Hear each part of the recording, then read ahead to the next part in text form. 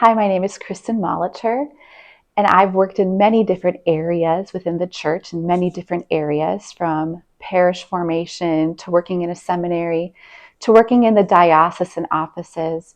And most recently, I've been helping parishes form others in the art of accompaniment, which is essential for making disciples.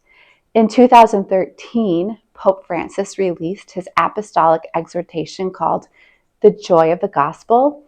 And there he said, the church will have to initiate everyone into this art of accompaniment, which teaches us to remove our sandals before the sacred ground of the other.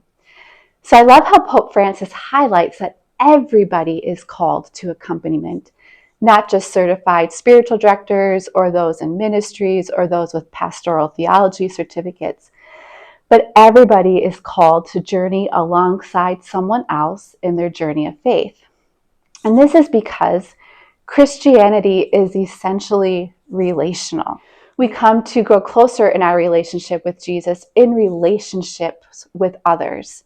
So John Paul II said that man becomes most in the image and likeness of God, not so much in the moment of solitude, but as in the moment of communion. Because we're made in the image and likeness of a triune God, whose Father, Son, and Holy Spirit, we are made for relationships. We are made for relationship with God and one another. We are made for love.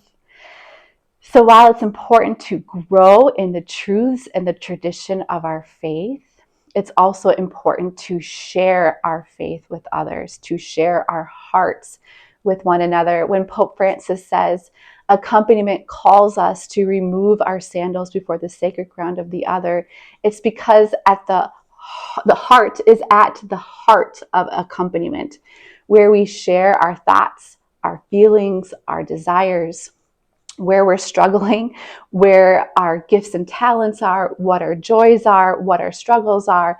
This is all meant to be shared in relationship with one another. And so my invitation to all of you is to believe that you have something to offer somebody else, that somebody out there in the world, in the church, is waiting for what you have to offer.